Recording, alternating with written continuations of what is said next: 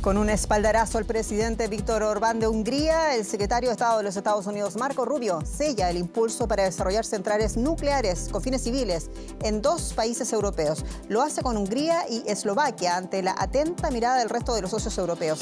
¿Qué significa esta movida de ficha para el resto de la OTAN en pleno debate sobre el desarrollo de armamento de disuasión nuclear? Soy Jenny Pérez en Berlín para Deutsche Welle. Destacamos. Marco Rubio reafirma la alianza de Trump con Víctor Orbán al anunciar una estrategia de cooperación civil nuclear. Rubio aseguró que el presidente Trump está profundamente comprometido con el éxito de Orbán en las elecciones del próximo abril.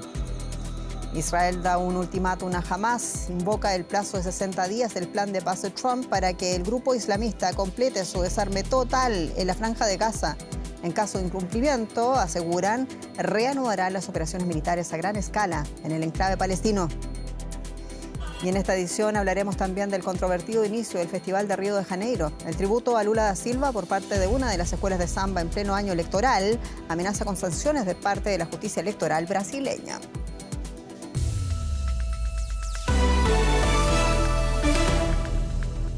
El secretario de Estado de los Estados Unidos, Marco Rubio, visitó al primer ministro de Hungría, Víctor Orbán, tras pasar por Eslovaquia. Ambos países europeos son clave en la agenda del secretario Marco Rubio, donde, entre otros asuntos, anunciaron un plan de inversiones en centrales nucleares de uso civil. Orbán no solo celebró lo que llamó esfuerzos de paz de Estados Unidos en Ucrania, también dijo que siguen dispuestos a acoger una cumbre de paz entre Kiev y Moscú. Y Marco Rubio no solo elogió la relación personal de Orbán con Trump, también buscó con ello dar un impulso a su aliado de derecha europea en la campaña de las elecciones legislativas de abril próximo, en las que el partido Fidesz de Víctor Orbán figura detrás de la oposición en las encuestas. Bueno, vamos a escuchar parte de las declaraciones de Marco Rubio a este respecto. Entramos en una era dorada en las relaciones entre nuestros países, no solo por la afinidad entre nuestros pueblos, sino también por la relación que usted mantiene con el presidente de los Estados Unidos. No creo que sea ningún misterio lo que el presidente siente por usted y cómo interactuó con usted en su primer mandato. Ahora, en el segundo, esa relación se ha vuelto aún más estrecha. Hay que comprender lo importantes que son las relaciones entre líderes para los respectivos países. Una visita que se enmarca en clave geopolítica y también una visita a Hungría que se enmarca dentro de la visita que Rubio ya hacía a Eslovaquia con una clara línea de trabajo que complica al resto de los socios europeos. Tenemos con nosotros a Ricardo Marquina con la perspectiva de esta situación. Ricardo, Marco Rubio promovió en Eslovaquia y luego en Hungría el desarrollo de instalaciones atómicas de uso civil mediante alianzas estratégicas. La razón esgrimida por Rubio ha sido reducir la dependencia regional de Rusia en energía. ¿Cuál es la perspectiva, en tu opinión, de este impulso estadounidense en estos 2 gobiernos europeos?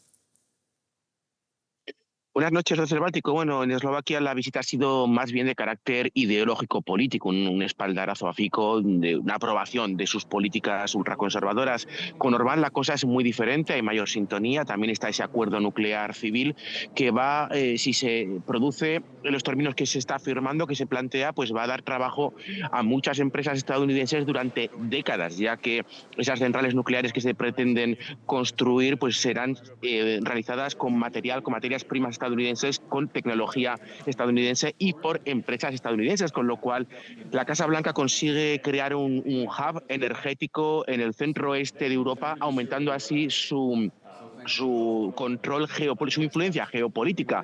Por un lado, Orbán recibe ese espaldarazo político que necesita antes de las elecciones y Estados Unidos se asegura con la zanahoria de la energía barata conseguir instalar su geopolítica en el corazón, en el centro oeste de Europa. ¿Y qué significan, Ricardo, estos planes para la OTAN y también en pleno debate en torno a la europeización del organismo ante un eventual abandono de los Estados Unidos? Bueno, los socios europeos de la OTAN, especialmente la parte occidental de Europa, pues viven últimamente en un constante estado de desasosiego espiritual con respecto a la OTAN, porque temen que cualquier declaración termine causando una reacción en cadena que dinamite por parte de la Casa Blanca la Alianza Atlántica. Así que las palabras de Rubio este fin de semana en Múnich y esta visita a 2 países de la OTAN, 2 países bastante conflictivos con el resto de Europa, todo hay que decirlo, pero 2 países al fin y al cabo de la OTAN, se puede leer en términos de bastante tranquilizadores para la OTAN. Rubio ha dicho que quiere una Europa que invierta en defensa, que quiere que la OTAN, los miembros europeos sean fuertes. Así que yo creo que esta visita de Rubio a Europa, incluidos estos dos países díscolos de la Unión Europea, pues es tranquilizadora para los miembros de la OTAN en Europa. Ricardo Marquina, muchas gracias. Estonia. A ustedes.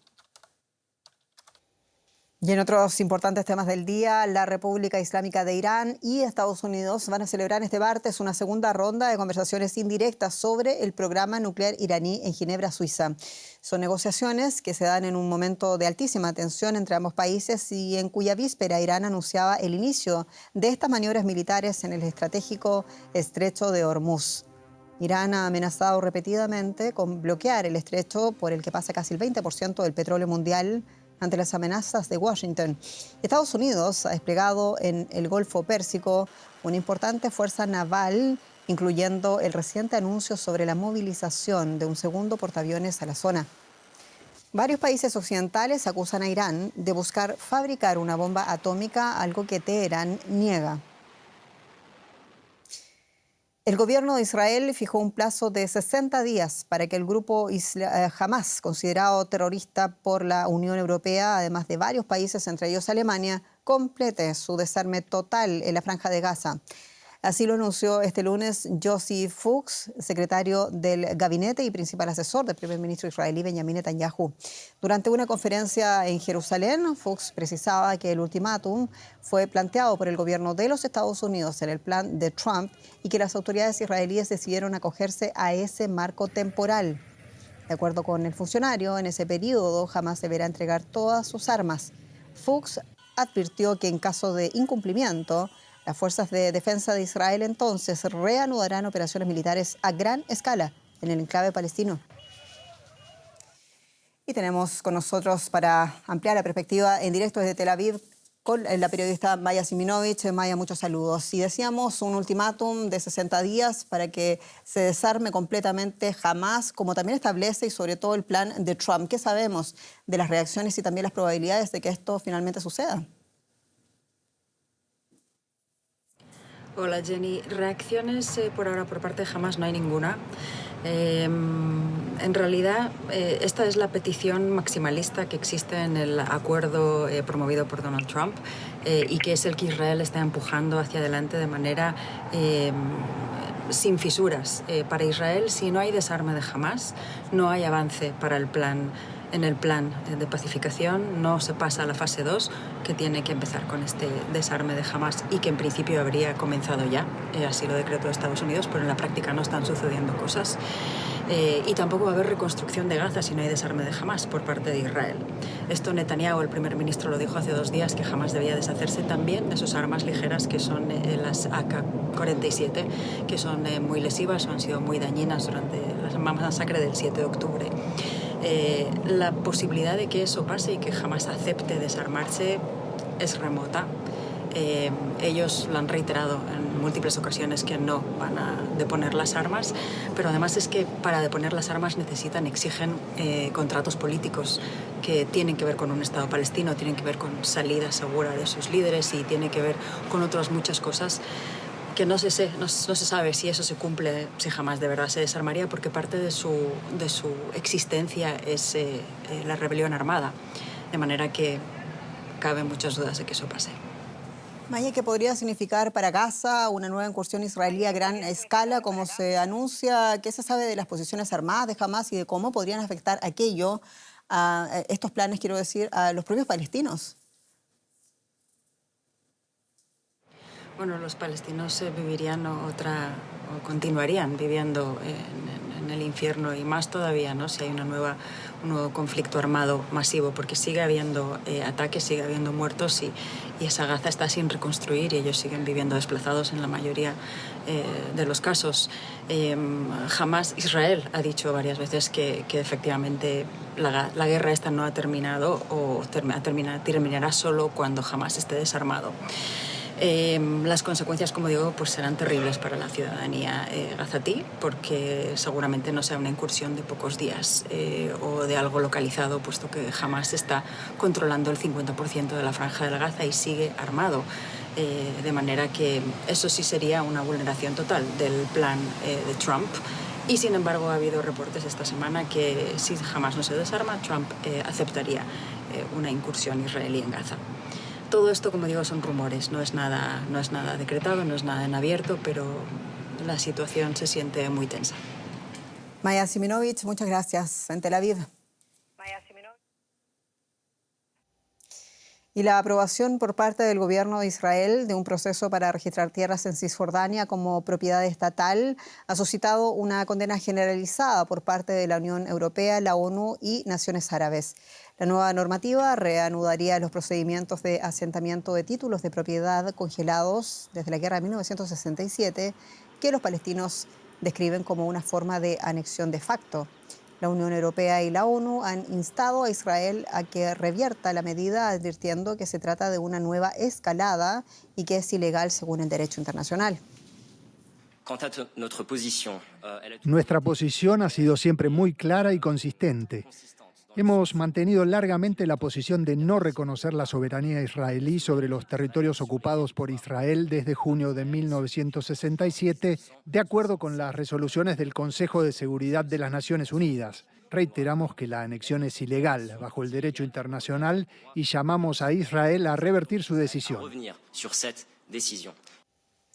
Y en este contexto, unos 2 millones de personas en Gaza se preparan para celebrar, como pueden, el mes Ramadán o el mes sagrado musulmán, que comienza esta semana. Y los 2 años de guerra que siguieron a la masacre terrorista de Hamás en territorio israelí, que el 7 de octubre del año 2023 dejaron el territorio en ruinas. Más en nuestra siguiente historia. Bienvenido, Ramadán. El mensaje que este artista palestino comparte con sus vecinos de Gaza en vísperas del periodo sagrado del Islam. Aquí en Han Yunis estamos llevando alegría a los corazones de los niños, las mujeres, los hombres y todas las familias de este barrio tan devastado y que estamos decorando ahora. Queremos traer felicidad.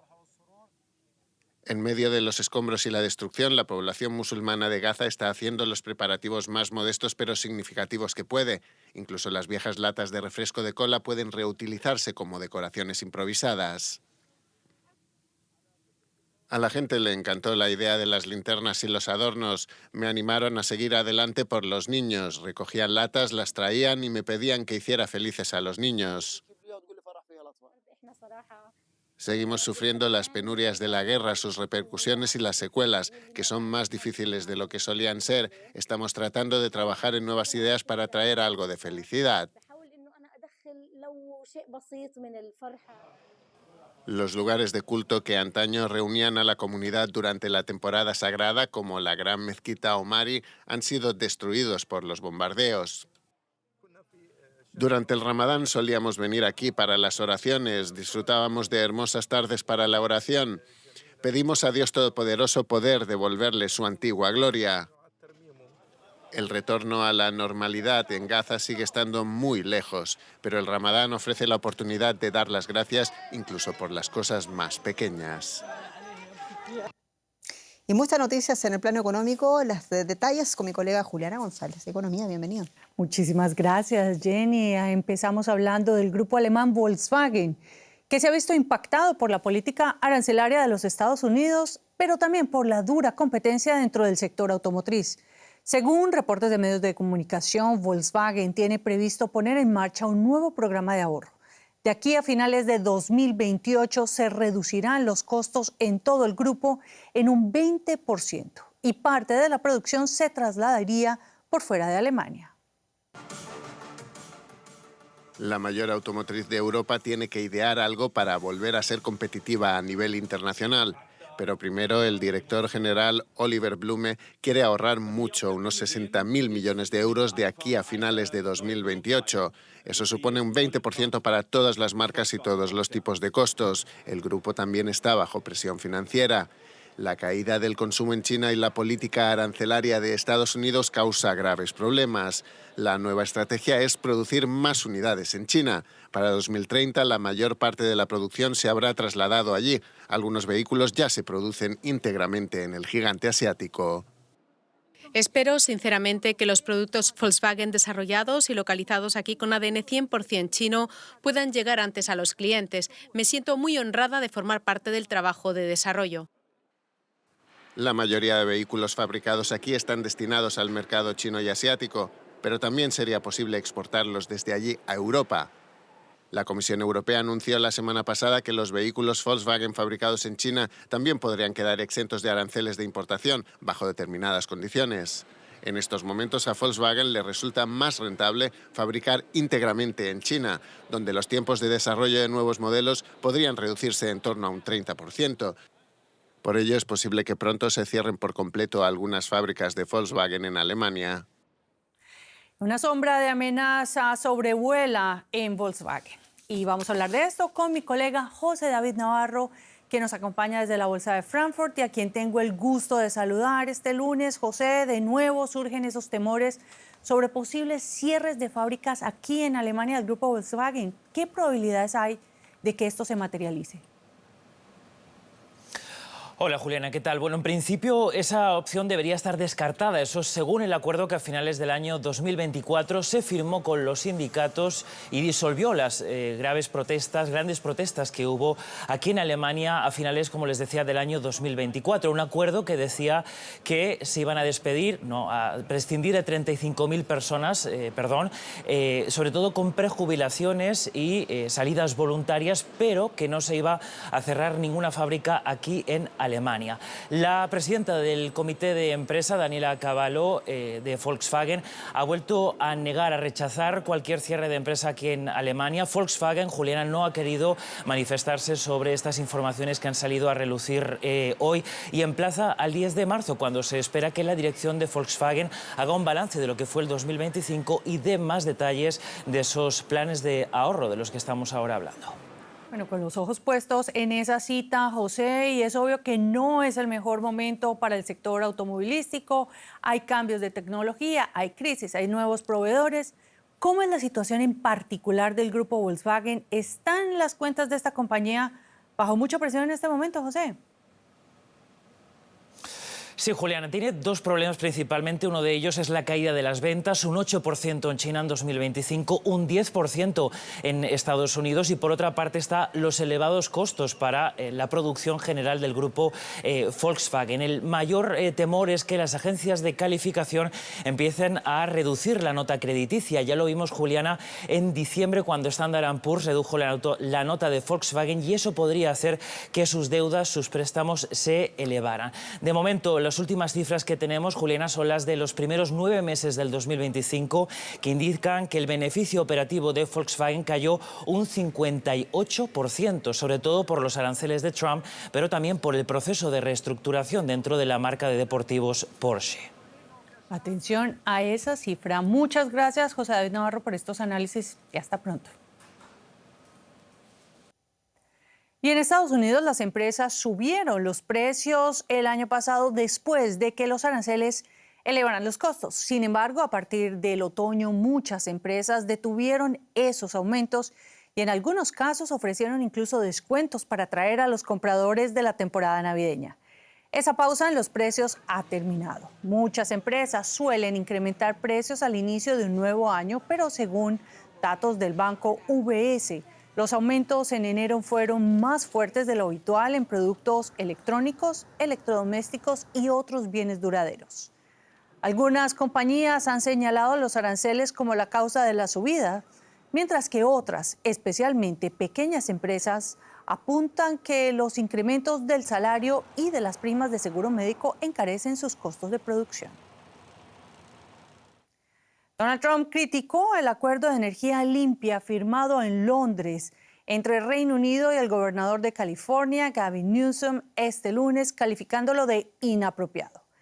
El pacto, que impulsa la descarbonización y la cooperación en innovación verde y energía eólica marina, se firmó durante la gira europea de Newsom. Trump volvió a arremeter contra la energía eólica y reprochó que Reino Unido negociara con el gobernador de California. Newsom, junto a otros políticos demócratas, están en diferentes capitales del viejo continente luego de pasar por la Conferencia de Seguridad de Múnich para hacer contrapeso a los mensajes de Trump, entre otros en materia de cambio climático. Y en India comenzó este lunes una cumbre global sobre el impacto de la inteligencia artificial que afecta a esferas que van desde la disminución del empleo hasta la seguridad de los menores de edad. Participan altos directivos como Sam Altman de OpenAI y Sundar Pichai de Google. La cumbre contará con la presencia de al menos 20 líderes globales, entre los que se encuentran el presidente brasileño Luis Ignacio Lula da Silva y el francés Emmanuel Macron. En un contexto en el que crece la preocupación sobre las consecuencias de la inteligencia artificial para la sociedad, la cumbre en la India busca definir lo que ha llamado una hoja de ruta compartida para la gobernanza y la colaboración global en inteligencia artificial. Nosotros dejamos los temas de inteligencia artificial para entrar en la política internacional. Nos vamos a Nigeria. Jenny. África está así, con una situación bastante novedosa, si podemos ponerlo de esa manera. Unos 100 efectivos militares de los Estados Unidos han llegado a Nigeria para entrenar a las Fuerzas Armadas en el combate contra milicias islamistas.